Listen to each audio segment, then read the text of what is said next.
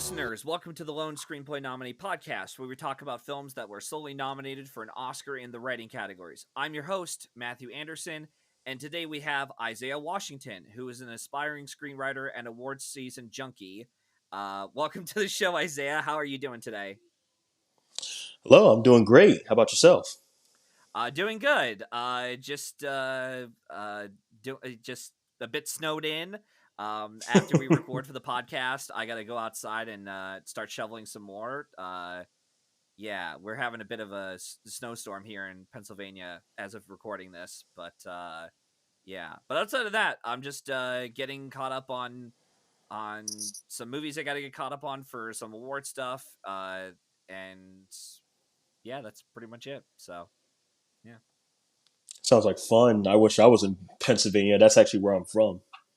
Oh wow! I did. Okay, wow! I didn't know. Well, I will. Well, if you're familiar with Pennsylvania, you'll know that especially around this snowy season, the roads can be very slick, and we're known for having a lot of potholes that our damn community can't fix. So Oh yes, the potholes are the worst. Those are yeah, the worst. And because I'm from Chester, Pennsylvania, and one of the things that me and my family we talk about a lot down here in South Carolina is my dad. He loves making fun of people for like not knowing how to drive in the snow. And since I was raised most of my life down here, I'm exactly one of those type of people. So, but I yeah. can actually use some good snow because it's in South Carolina. The weather is bipolar.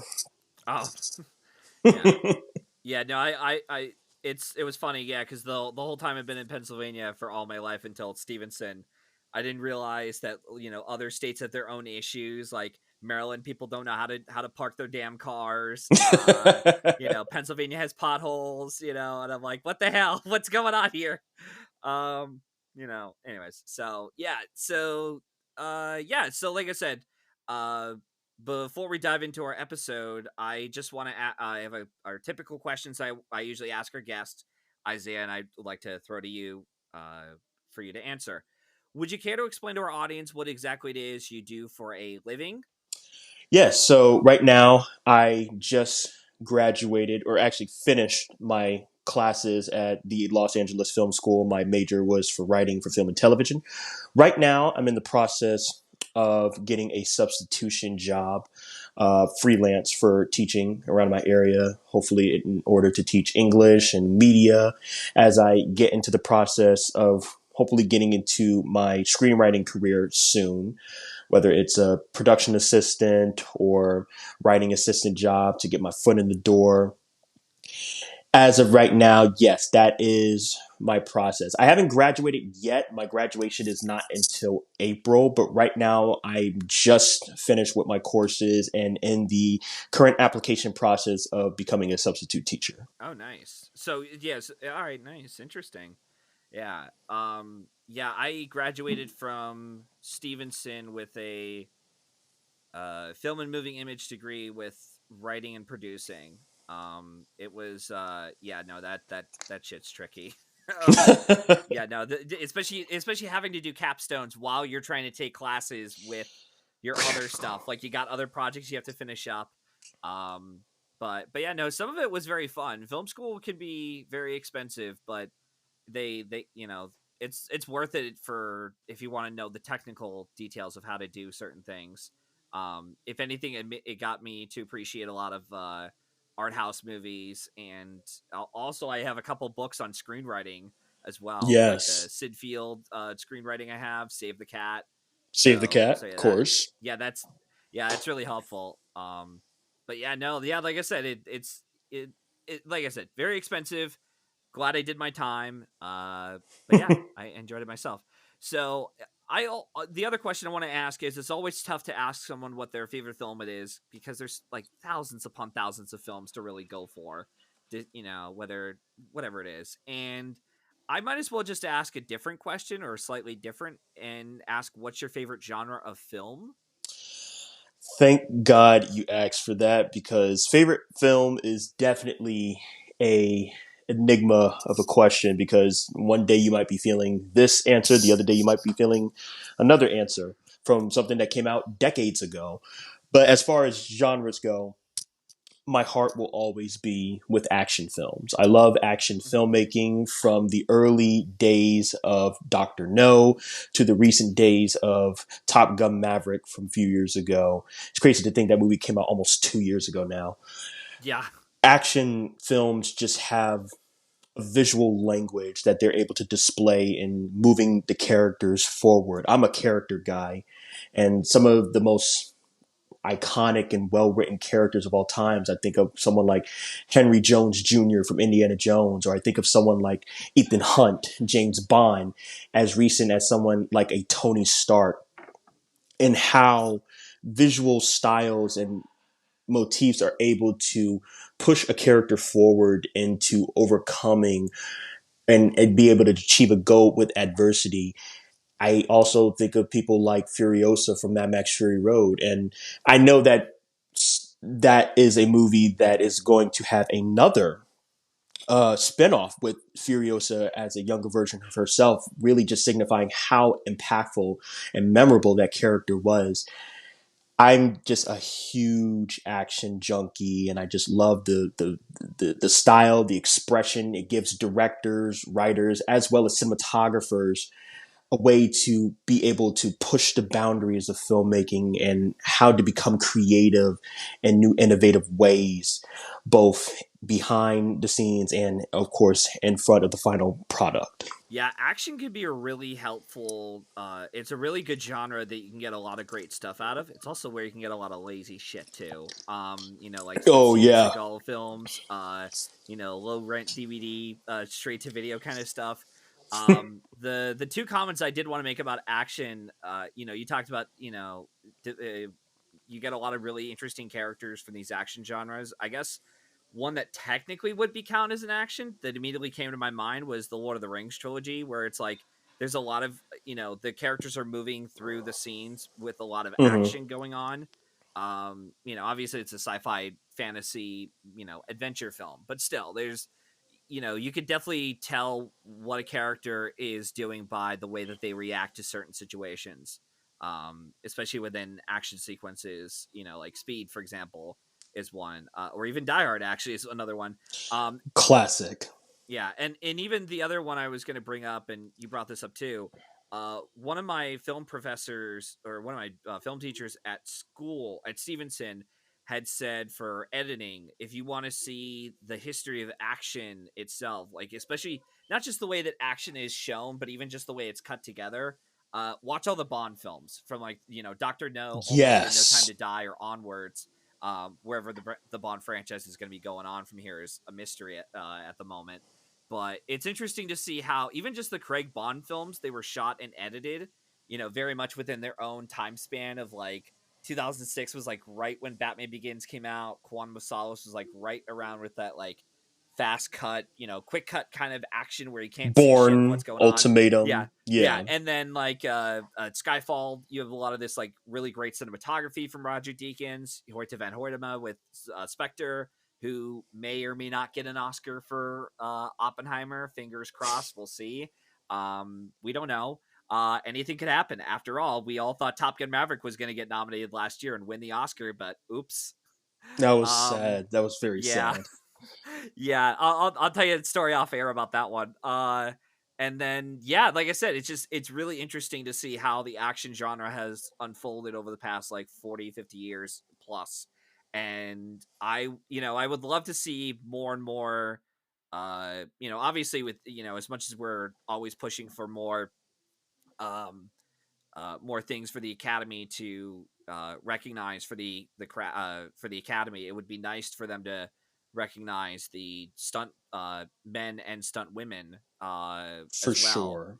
because they have risked their necks, their lives, and their time they put into to make entertaining art, even if it is just a fluffy piece of action like Fast 10. But yet they're still they still got to plan this shit out to be like, all right, we got to make sure this is what we want to give to the audience. So Of yeah, course. but yeah, no, good, yeah, good pick for action though. That's really good. Thank you. So, but while speaking of action or character uh driven films. We're here to talk about a 1996 film, Lone Star, in which it not really isn't an action film, it's more of a drama. But, anyways, yeah, so we're here to talk about John Sayles' 1996 film, Lone Star. This won't be a beat by beat bulletin point presentation like you hear on other channels, but we will be discussing major spoilers for our talk or discussion. If you haven't seen the film yet and want to hear our full thoughts on it, watch the film first and then come back to hear us talk about it. Last time I checked, it was on YouTube for free with ads. It's also on Tubi, I think, as well with ads as well. So that's how I saw the movie, was on Tubi. So if you get a chance, uh, find a way to watch it, and yeah, and then yeah, like I said, come back and hear us talk about it in full.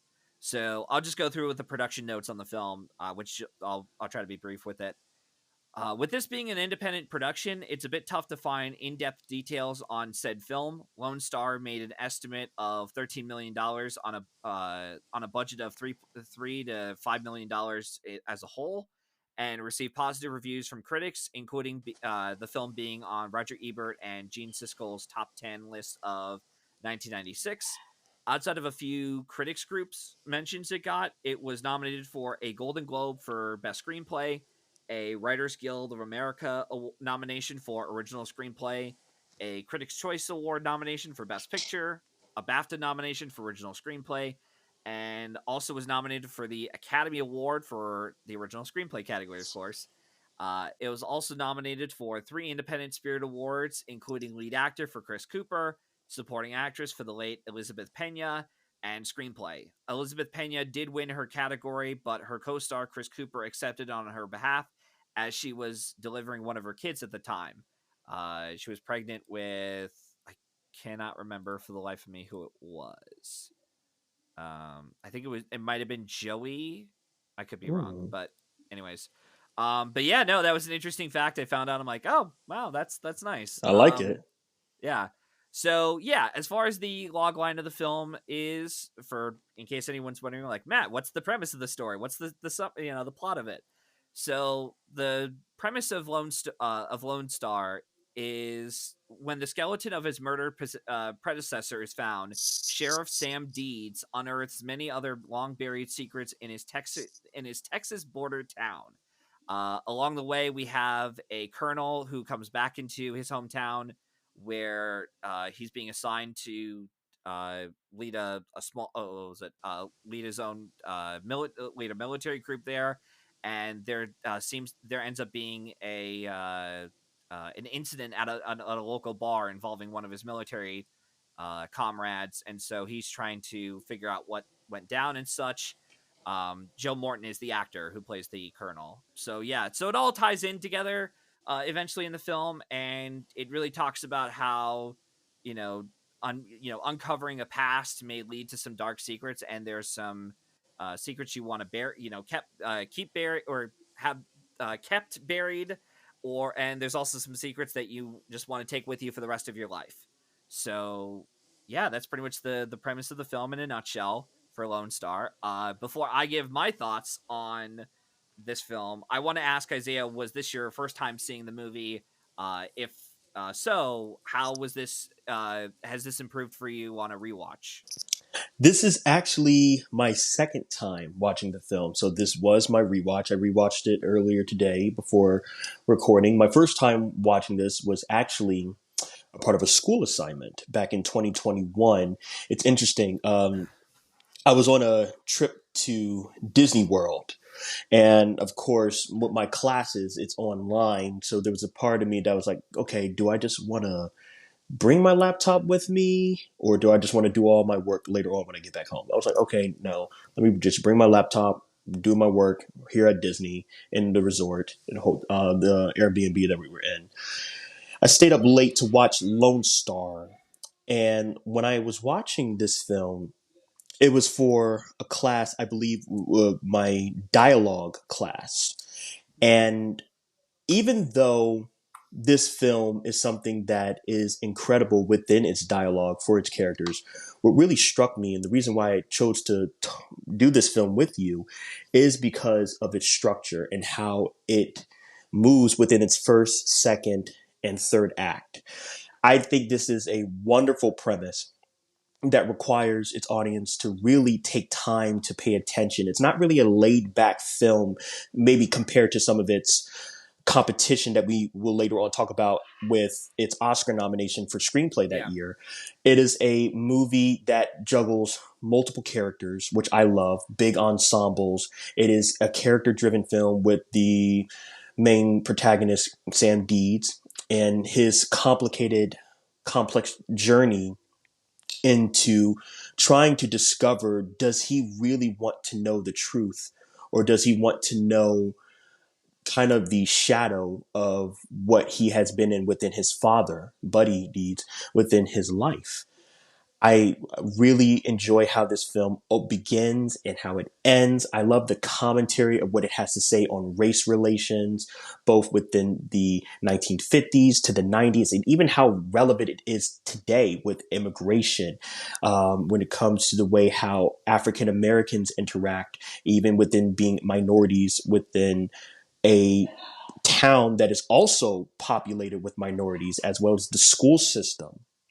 I really, really love this story. It takes a lot of time to be patient with, but the payoff is outstanding when you really get a good hook on the inciting incident right in the first few minutes of the film, knowing that it's a mystery, but it's also a Western. But then there are areas with the Pilar character played by uh, Pena where it's also a bit of a Romeo and Juliet romance that John Sayles talks about in his interview. Yep. Yeah. This was my first watch that I'd seen of Lone Star. Anytime, I swear to God, for years, ever since I saw the title Lone Star, I immediately thought of who was it? Dark Helmet from Spaceballs, where he's like Lone Star. That's all I kept thinking of. Like oh, okay, it's just about Lone Star. That's all. Um, but no, I will admit I didn't I could definitely see the passion that you have for the film because I definitely saw those elements in there, especially with the excuse me, having a hard time speaking today. Race relations within the film, you know how it does the ensemble stuff, especially with the sins of the father and the sins of the son. You know him not being like his father, you know, or so he assumes, so to speak. And there's a lot in there that I think is interesting to that John Sayles is trying to say. I just think my biggest issue with the film is really the pacing. Like I actually was more gripped with the film in the first half of the film on my first watch just because I didn't know where the story was going. I wasn't necessarily expecting like a shootout at the end, so to speak, or like this big at blown action sequence, but I was thinking like, okay, can we we're kind of slowing down here. Let's start picking some stuff up. Let's try to quick the pace a little bit with the second half. But I was engaged at least with the first half enough to where I was like, okay, this is actually pretty engaging enough. Like it's you could tell the dialogue feels very natural with these characters, and on top of that, what's funny is I don't know if you or any of your classmates had thought about this or talked about this, but it's funny when it's doing the transitions between the present to the past, Mm-hmm. and it's talking from everyone's point of view about how much of an asshole this guy was, played by Chris Christopherson. It's funny how it reminded me a lot of a Sheriff soul. Have you Wade. ever seen I'm sorry. Character Sheriff Wade, Charlie Wade. Yes, he I was. was trying to find out. Yeah. Thanks. Yeah, Charlie Wade. It's funny how the structuring of it reminded me a lot of A Soldier Story. Have you ever seen that movie? I actually have not seen the Soldier Story in its entirety. I've seen clips and segments of it, but not in its entirety. No. Yeah, I'll try not to reveal too much of it, but it shares a similar like structure pattern, so to speak, with Mm-hmm. that. And watching this, yeah, like I said, it was like a really like really big ensemble. And just like Soldier Story, there's also some actors here that would go on to do other things. Chris Cooper's in this one.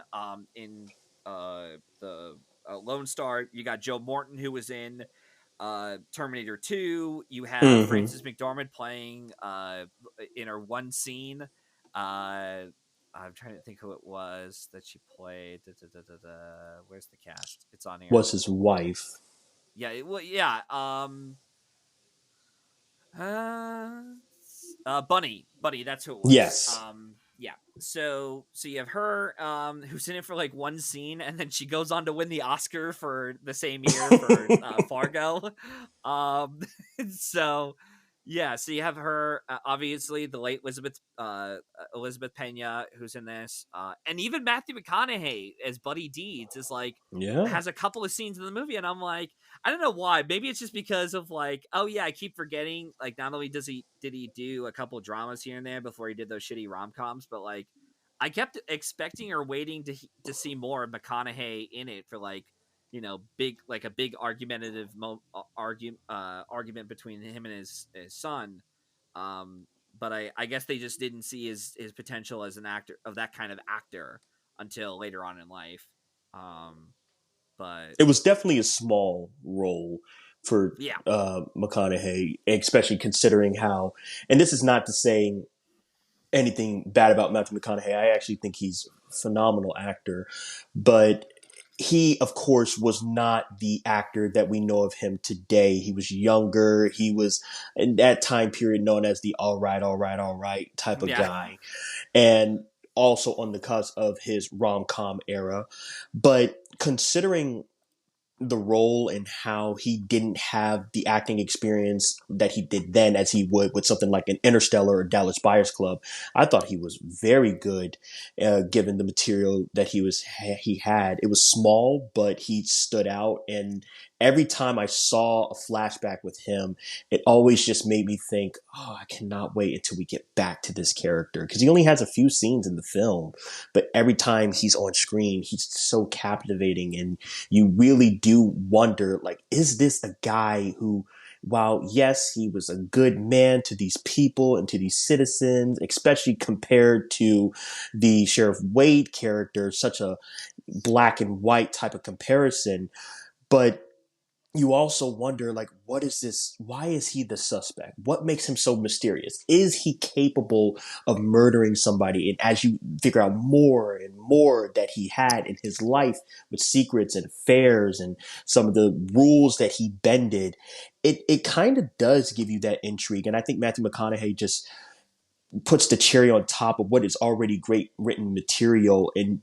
just takes advantage of it and just gives all of the charm, all of the cool, relaxed nature that you feel whenever he's kind of like at this antagonist, hero, villain type of rivalry with the Charlie Wade character, who I also agree is wonderfully played by Chris Christopherson as well. Great antagonist, villain actually.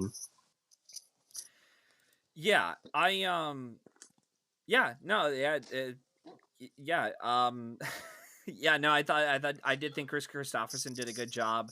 I was a little bit worried that his character was going to be a bit too much in Oh, I terms of like agree. playing the character over the top, but he was just like just enough within the writing of like, okay, like he's not like he is very much like a son of a bitch, but it's not too overbearing, or it's not like, like, well, we He's not a got ourselves. caricature. Yeah, it's like what we got ourselves here is an inmate who doesn't know how to do the rules, and I was like, okay, that no, I was glad he didn't do that. So, Mm-hmm. but the one actor who did impress me in terms of his act, actually, there's two, and they were on the Charlie Rose interview that impressed me the most of the actors was Chris Cooper. I thought he was really good. I don't know how far he was into his career as an actor.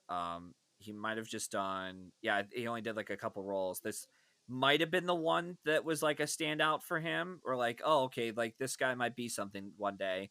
Um, and then the other actor who impressed me was Joe Morton. I thought he was pretty good in the movie. Like, there's a scene that he has in the bar when he's trying to get questions out of his dad, who owns the bar, played Mm-hmm.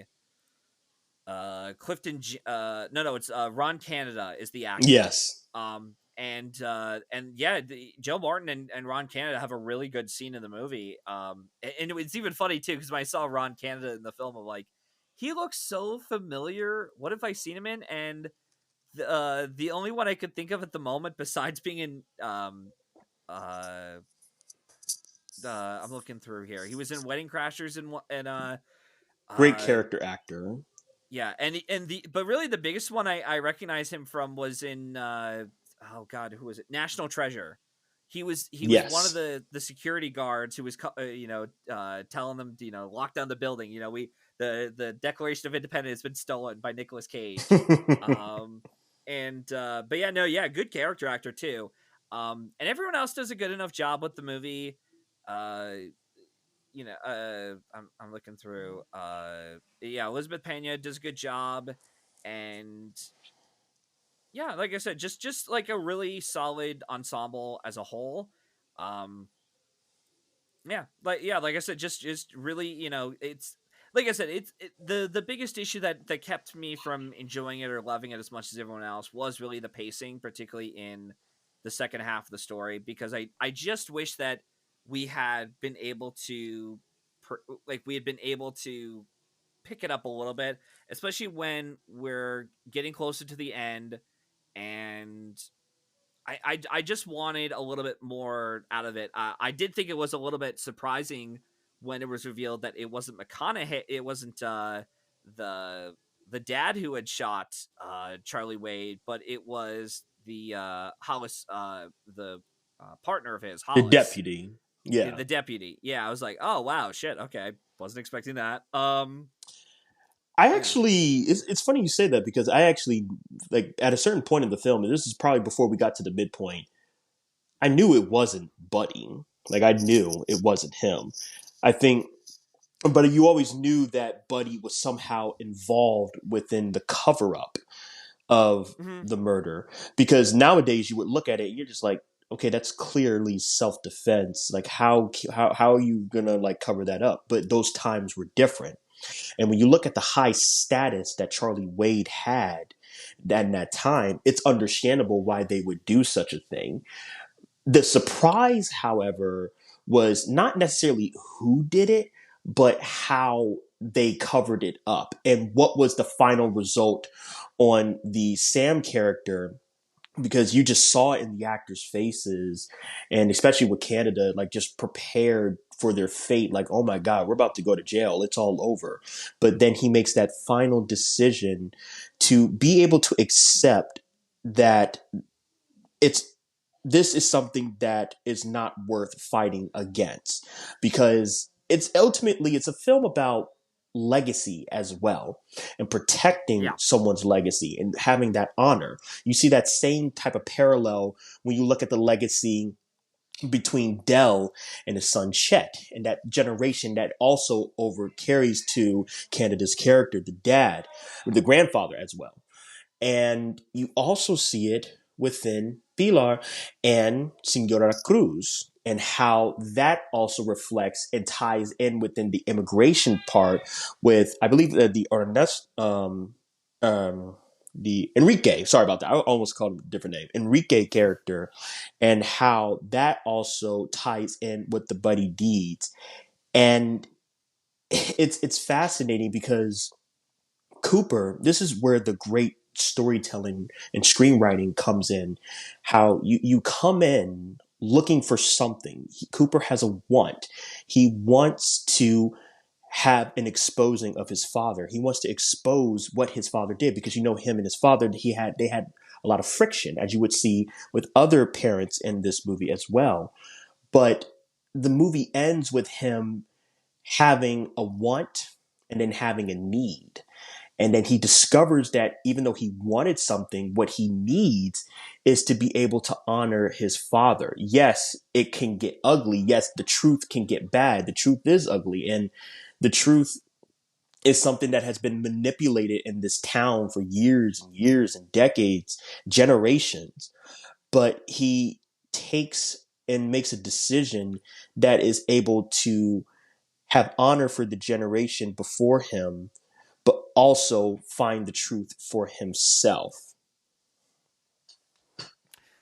Yeah, come to think of it, yeah, protecting a legacy and trying to make sure it isn't uh, desecrated upon. That actually is an interesting theme that is carried throughout the film, especially with covering up the secret of the fact that, spoiler alert, it was Sam Deeds and Pilar are half siblings, which Yeah. yeah, that was interesting to bring that up. I thought, okay. And yeah, I mean that would make sense as to why they're like, yeah, you guys cannot be together because of this, this issue here. It's like, no, I don't care, no way. You talk um about Romeo and Juliet, and that's ugh, what John Sayles was talking about. I got some Oedipus vibes with that. I was like, good yeah, lord. yeah, it's Romeo and Juliet in Virginia.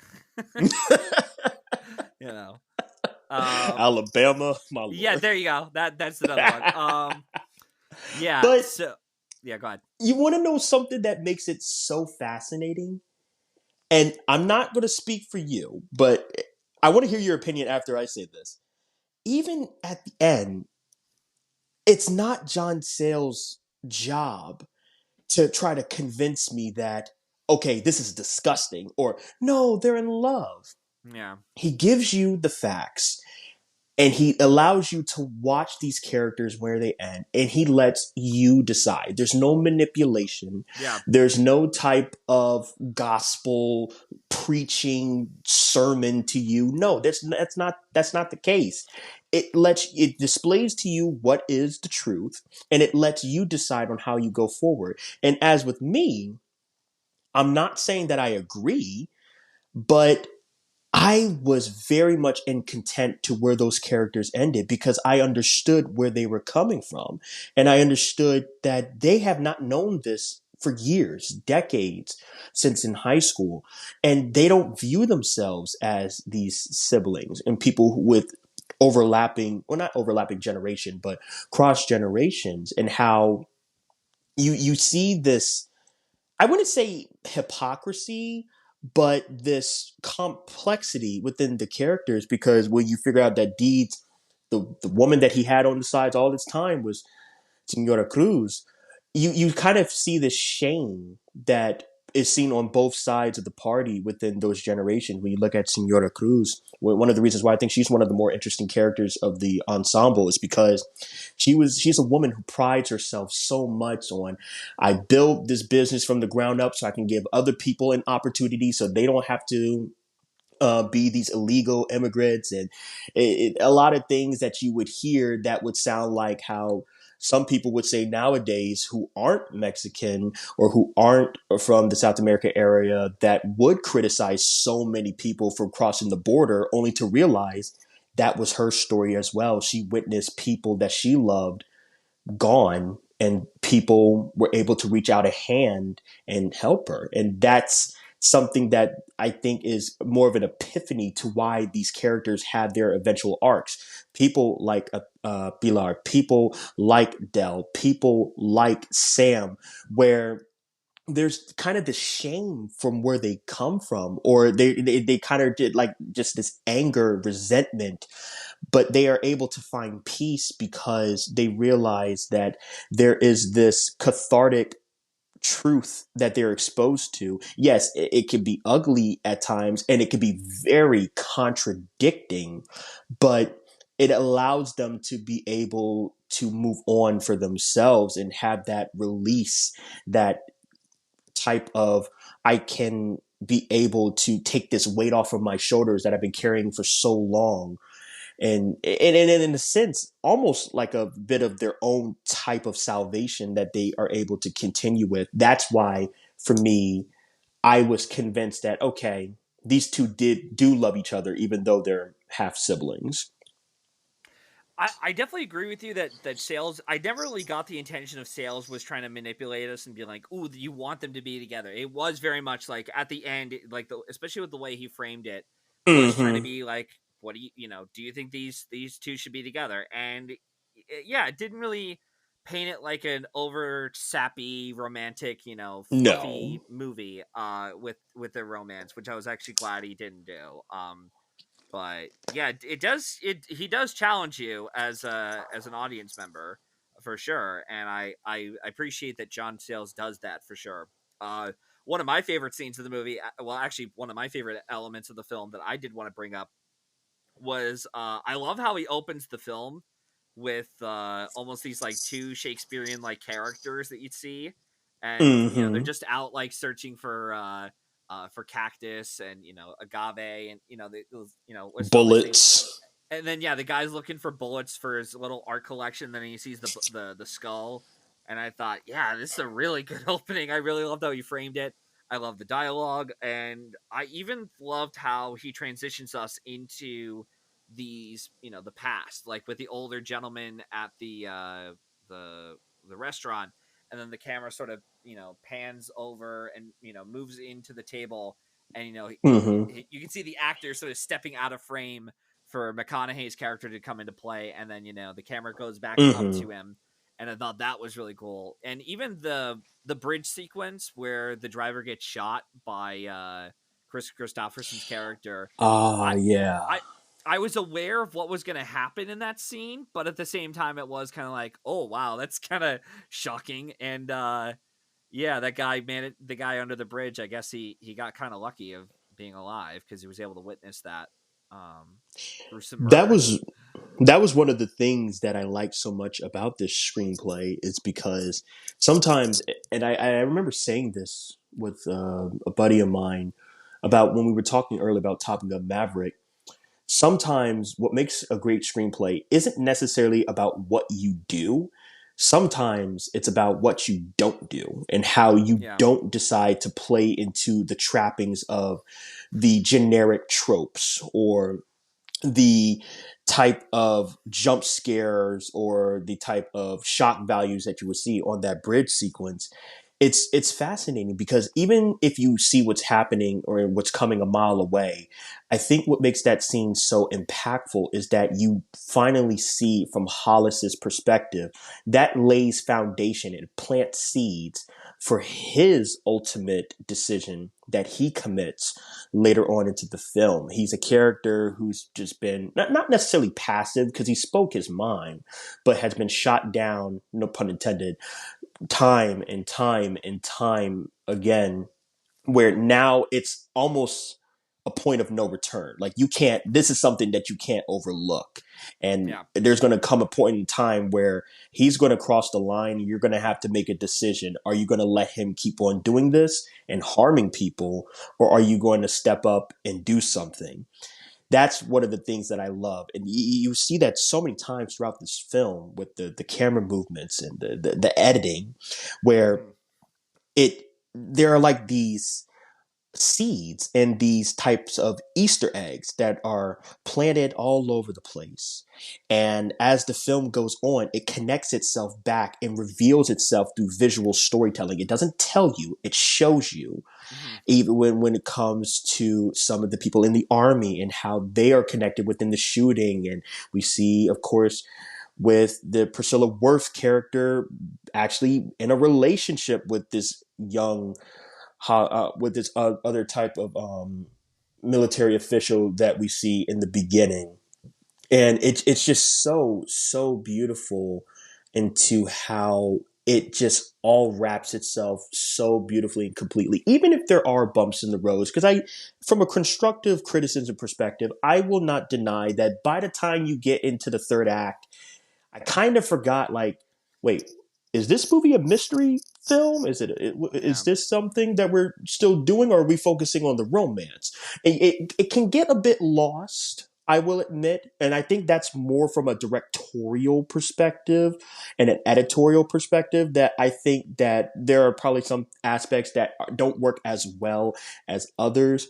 One of the aspects that I noticed was this character, this army recruit character played by Chandra Wilson, of course, best known from Grey's Anatomy. Or this Yep. was a younger version of her. And I'm not saying that the sequences from her were uninteresting, but those were sequences to where I think it was something that I can understand why it may not work for other people who may have found it to be a bit meandering. I don't think that because I think it still worked well within the film's narrative, but I can also understand how someone may come at it as it could have been a little bit tighter, it could have been more like condensed. So whenever we get to that climactic scene at the end, we don't feel like we've been waiting forever or lost or, oh yeah, this is about a murder mystery. Yeah, that was definitely a subplot of the story. I'm like, up to a point, I'm like, okay, what's the purpose here to this subplot? Because it all it was to me at first was just like an incident of like how to get the father interacting with his own father, at the Mm-hmm. bar, which I thought, okay, like that led to that really good scene with Joe Morton and Ron Canada. But yeah, Mm-hmm. I was a little bit confused as to like what else was there to tell from this story, but I think to answer your question, and I'm not trying to like convert you to my side, but no, it's fine. Go ahead. just giving you my perspective.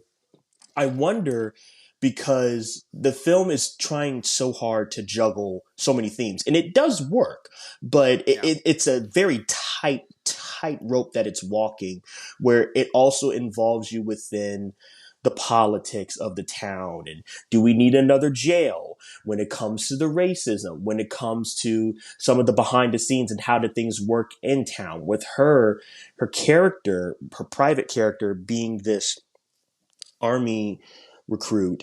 And you see how there's this very wonderful scene that she has with the Dell character, Colonel Dell character, Mm-hmm. where she talks about a lot of the systemical racist aspects of who we are, what our place is. You do this, you follow orders, then you get promoted under their terms. Yes, it was a bit pessimistic, but I do believe, and this is just from my personal opinion, that there is some truth to what she was saying and how that also reflects within the town itself. You follow orders, you do these things, you get rewarded. I saw that same thing when I saw the sheriff and how he was treating minorities with blacks or Mexicans who were crossing the border or who were just in their own bars trying to enjoy themselves. You follow these orders, you get promoted under my systems. And that's one of the reasons why I thought to myself, okay, there's great payoff with this character and how she also reflects with Colonel Dell and to him being able to go for his own type of forgiveness within his father as well as in himself. Because it was the one point of the scene where there's this funny joke where it says, and forgive me for my language, I'm just repeating what the film Yeah, said no, for go ahead. context. It says there's this one guy who they're running with, the man who loves to collect bullets. He talk about how with Colonel Dell, that guy can crack a walnut with his ass. And Yeah. I thought that was so funny because he is kind of this tight wad character who like, dude, have you ever been held? Like, are you someone who's like not a robot? You can't even connect with your own son. Like, why are you Mm-hmm. like this? And even though he's a jerk, you understand why because his father abandoned him. And that scene Yeah. that he has with the private, with her character, you understand that he is now making an effort to try to understand someone from a humanity perspective. He's not trying to condemn, he's not trying to be harsh. He's actually allowing his heart to be open to see someone else's perspective and how, okay, even though I may disagree with you on some aspects, we're a unit and we're supposed to have each other's backs. And I'm going Mm-hmm. to not kick you out of the army. It allows for himself to be able to have a heart and have some humanity within him. Again, it's a lot. I don't disagree with you. That actually is a good point. I mean, it does tie into it. It's one of the few things that does have Delmore try to open up a bit more to his son and actually try to get some get a personal connection with him rather than just a strictly military like relationship with him, where he's just like, even though you're my Mm-hmm. son, you're still under my house. You got to follow these rules. Mm-hmm. You can't do track and field because you have a B average. Because and you have to go higher than that because these schools will not accept a B average. So yeah, Man, I like I said, I get it. Yeah. if I had a Um, B average, my parents would throw an entire Super Bowl New Year's Eve party. My lord, if I had a B average in high school. yeah. So while we're at it, let's get to our final thoughts on the overall film, and then we'll talk about some of the awards prospects for Lone Star. Anything you'd like to share with your final thoughts on the film? I was a huge, huge fan of the Pilar character, wonderfully played by Elizabeth Benya. I think that Yeah. she was kind of the heart of the film. A lot of people talk about Chris Cooper, and yes, Chris Cooper is really good in this role. But for He me, is. she's kind of the backbone beating heart into what connects everybody. There's this wonderful scene in the beginning that involves this kind of either a PTA or parent like conference where Yeah. they debate so much about like history, and you have your parent who is not for this and you're trying to brainwash our kids with lies. How can you call me ignorant? And you have other people, you have the white lady who is actually defending the truth and how we should expand upon it, and with other parents. And Elizabeth Pena's character, Pilar, she's just kind of this moderate peacekeeper who is trying to be able to show that, yes, what our town is beautiful and we should be proud of our town, but there's nothing wrong with exposing and learning more about the truth. And how relevant that is nowadays.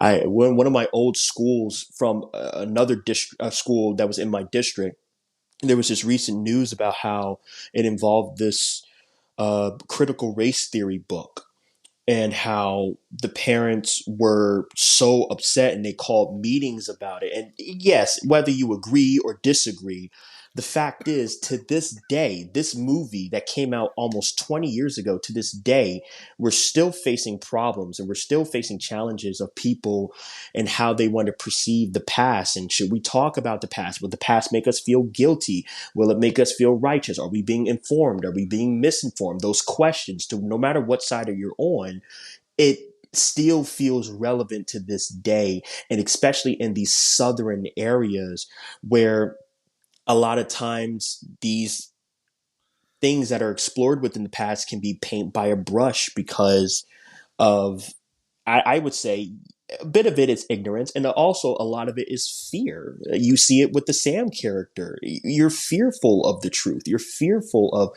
what you are going to be exposed, because how is that going to affect, again, your legacy, the legacy of the city, the legacy of the people, the legacy of the town. It's Yeah. a wonderful theme. The legacy of how we view your own parents. I mean, even with me and the relationship that I have with my father and my mother, and how much you want to live up to them. And yes, there can be issues along the way, but you also figure out that you're your own person. You're not the shadow of the person that brought you in this world, and how even though you're not their shadow, you can still carry and respect their impact and their legacy, while also understanding that they weren't saints and they weren't perfect people, but nobody is perfect. And that's the beauty within all of us. Yeah, everyone has their own version of skeletons in the closet. Essentially, it's just Mm-hmm. how high the bones are stacked. Um, yeah, no, yeah, like I said, I enjoyed parts of the film. I think everyone does a good job with their performance. I did like John Sayles, some of his writing and the way he structured some of the scenes, especially in the first half. I do think it's the part of the reason why I couldn't get emotionally connected with the story as much as you, Isaiah. It's because of the pacing, and I think the pacing in the second half does kind of drag it down a little bit. For me getting emotionally connected, even though there's a lot of things in here that it is trying to say really effectively and is doing a pretty damn good job with it. Um, but yeah, no, like I said, it's still I would recommend it if you're interested in this kind of movie. Um, Obviously by at this point you should already have seen the film already, especially without spoiling some of the twists and turns. So it's like, okay, what the hell are you doing here? So yeah, like I said, I still enjoy it. I still enjoyed it, and I would still recommend it. Just be aware that it is a bit of a slow burn. So yeah. All right. So, like I said, this was nominated for its lone screenplay Oscar for original screenplay. I want to throw the question to you, Isaiah. Did you think this was worthy of its lone nomination? And if so, would you have picked it? Would you have nominated this for any other categories? The lone screenplay nomination for the Lone Star. Yeah, Lone Star. Yes, I Lone Star. I do believe that this film 100% deserved its screenplay nomination because I looked at other screenplays that I've seen nominated in the past, and I can, yes, of course, no, in my opinion, no film is perfect. Even if you give a film a 10 out of 10, if I were to grade this film, I guess a 9 out of 10, no motion picture is perfect. But you have to ask yourself, is this one of the better versions, or is this the best version that you think this film could have been under whatever circumstances that the production went through? Because with all due respect, you can tell that this was a low budget film and they had to get Yeah, really creative within some of the aspects of its production value, which is one of the reasons why I can maybe understand why it wasn't a Best Picture nominee, because it wasn't as big and flashy and production heavy and this, carrying these big budgets like a Forrest Gump, or if it's something like a Fargo, which it was also nominated against for screenplay, it wasn't yeah. like this like very flashy, colorful cinematography type of work that would be, with all due respect, eye candy for people. But I mean, when you're Roger Dinkins, I mean, Roger Dinkins is just naturally like eye candy guy because he's just so talented. But yes, I do believe that this deserved a screenplay nomination. It is everything that you want in a great script. Outstanding inciting incident, very well, interesting protagonist, great structure, first, second, third act. The film has an incredible midpoint. The character arcs have great payoffs in terms of what the character wants versus what the character needs. Its themes are relevant to this day. That just really shows you the longevity of how much, if you see this movie, it really just makes itself set in stone into the relevance of the times that we live in, as well as within the 90s. As far as other nominations, that's interesting. As given how this was a year of five, I can understand why it didn't get nominated for Best Picture. I get it, Yeah. especially if I'm looking at the lineup. But as far as something that I would probably consider heavily, John Sayles was not only the director and the writer, but he was also the editor. Yeah. I love the editing of this film. I love the choices.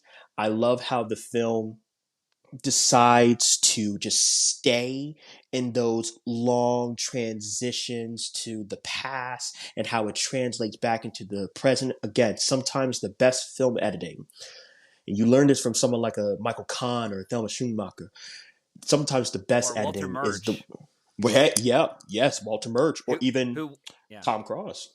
Yep. When it comes, yeah, it's fabulous. Or as well as someone who may be a winner this year for Oppenheimer, Jennifer Lane.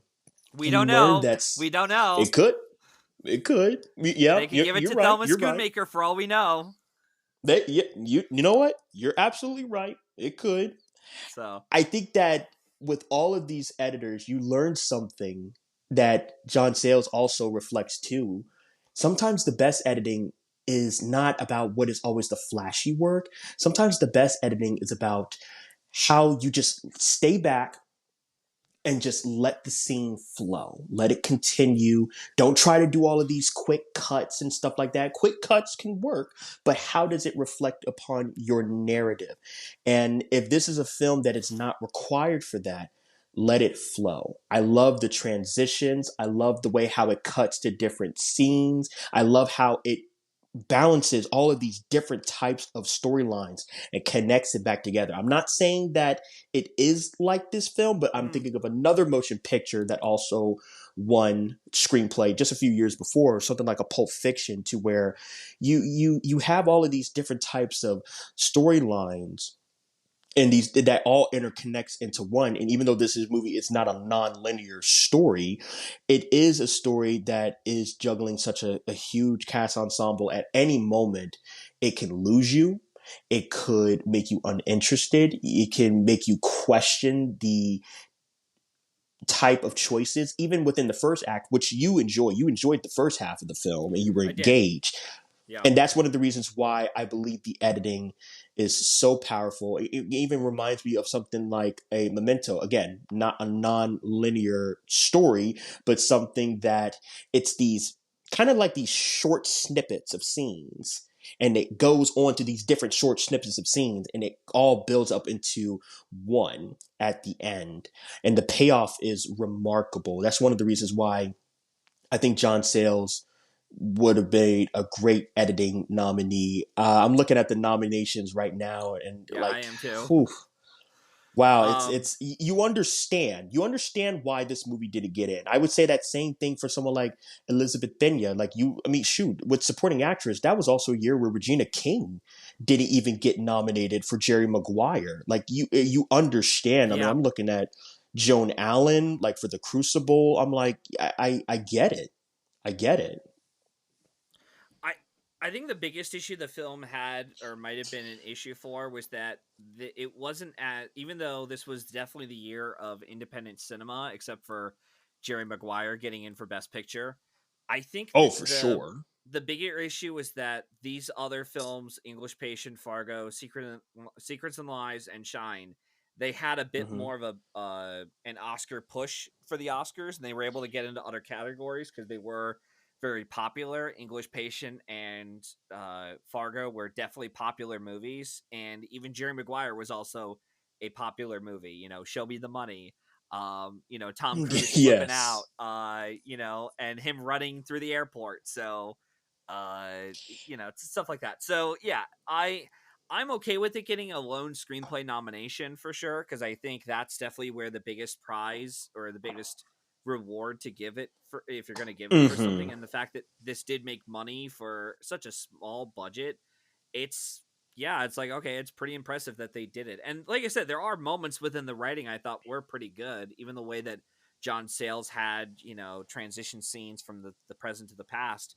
And it also helped that, again, we're recording this before Oscar nominations are announced, but it does help when your script is written or has a hand, uh, uh, has a like a writing hand by someone who is a previous Oscar nominee slash winner, because that also can help your chances out, depending on what the competition is and obviously the year. So yeah, that really that Hmm. can help your chances. So yeah, like I said, probably just a lone screenplay nomination is fine. Chris Cooper, I could make a case for Chris Cooper, but that year was pretty stacked when you have, again, Tom Yes. Cruise, Ray Fiennes, Woody Harrelson, Billy Bob Thornton. I thought was, I'm not really the biggest fan Man. of Sling Blade, but I'm glad he at least got an Oscar for that. Whether it was either lead actor or adapted screenplay, I'm like, at least the guy went home with an Oscar. So Hmm. I'm glad about that. And then Jeffrey Rush won the Oscar for Shine because they like their biopic performances. Um, Even though I've been told that's more of a supporting role than lead, but Hey, you want to whatever. know something? Time is funny because Yeah. you also look at Chris Cooper's trajectory of his career when he goes later on to a role like Adaptation, which he Yep. won for, which Yep. and again, all due respect with Chris Cooper, I think that feels more like a career performance Oscar winning role And I think that Chris Cooper is definitely doing something in that role that he isn't doing as much here because this role is a little bit more reserved, which is Yeah. sad because reserved performances are also something that may have not been as heavily acknowledged back in the day. That's one of the reasons why you hear nowadays the Oscar scene, because people back in the day had the Oscar scenes. Like what Chris Cooper is doing, he doesn't have that flashy, like, I'm quitting my job sequence from Jerry Maguire. And I would say that same thing for someone like Elizabeth Pena, where yes, she got the Independent Spirit win as well. That was also an interesting year, especially with Queen Latifah nominated for Set It Off. But you look at her performance, and even though like you see it in her eyes, like just this imagination and wonder that she has throughout the entirety of her scenes, you also know that it's not something that is as big and grandiose as we would look at with someone like a Joan Allen, who is just who has the crying sequences and the scenes with Daniel Day Lewis and the during the days of the Salem witch trials.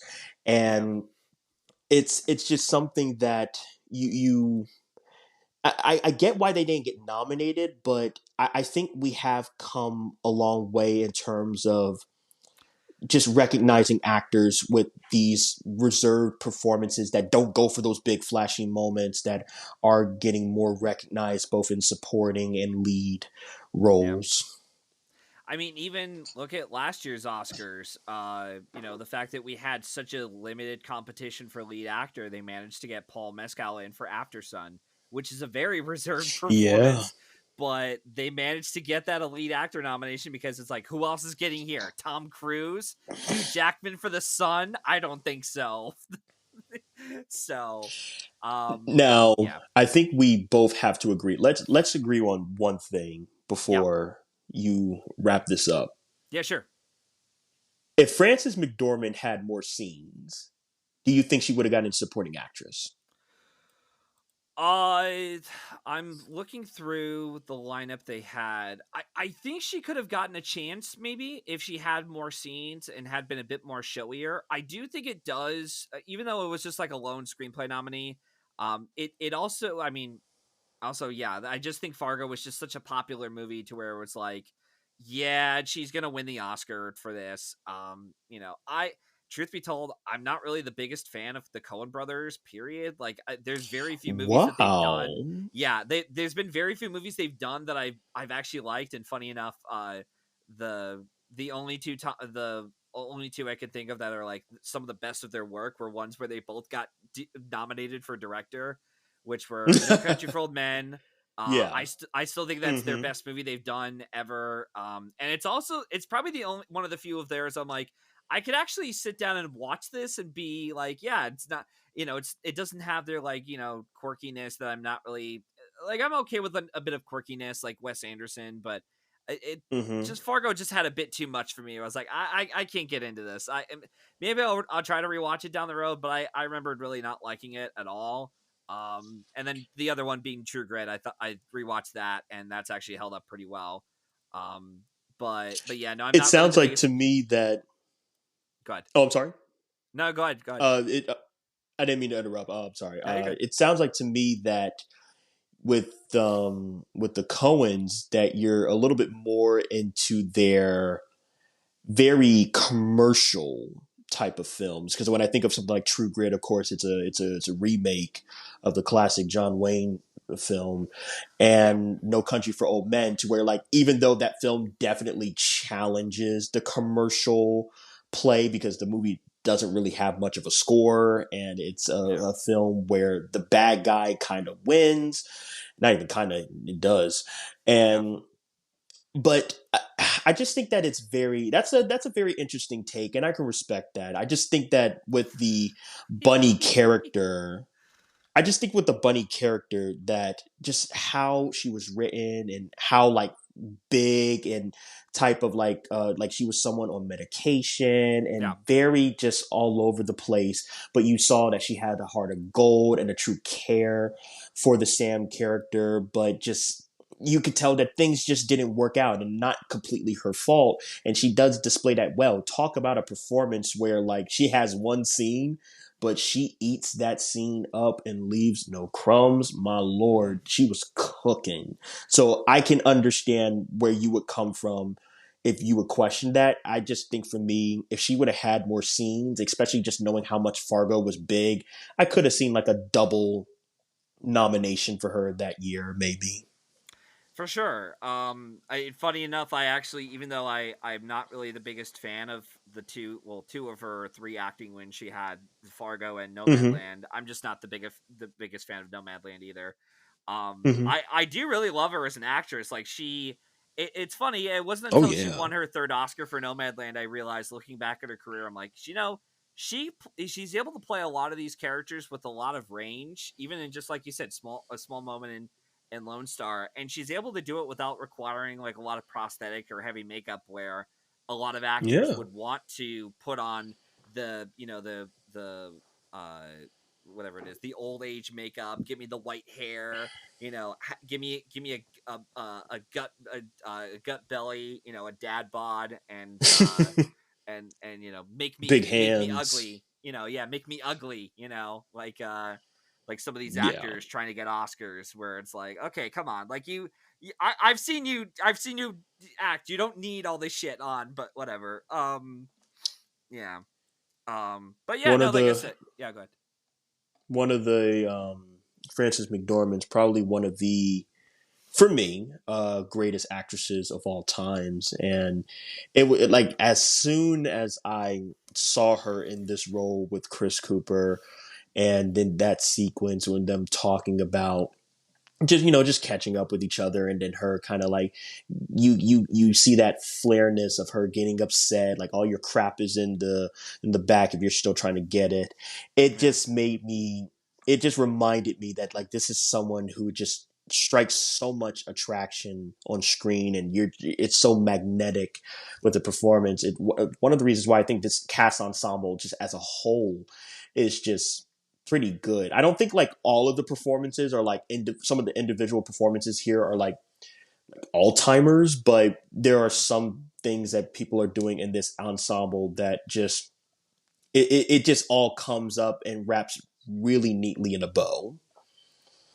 Yeah, for sure. When we got to the end of the film, I was like, that was, yeah, I thought that was, it was, even though, like I said, I was more impressed with the first half than the second. I did like how it did wrap itself up at the end, and he didn't, sugarcoat us, like, give me your hand, audience, and I'll give you all the answers. I was like, that was good. Mm-hmm.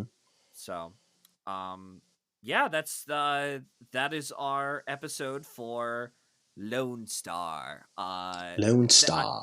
yeah, I want to say thank you again, Isaiah, for dedicating your time to be here on the show. Before we sign off, is there anything you'd like to plug in, or where our listeners can follow you along? You can follow me on Twitter at Izabod13 capital I.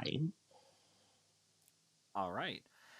You could follow me and the show through Linktree under at Matthew995, where you can follow along on all my social media accounts such as Twitter, Letterbox, and on the same site, I've also provided a link for where you can listen to more of the episodes of the show. It is starting it's the beginning of 2024.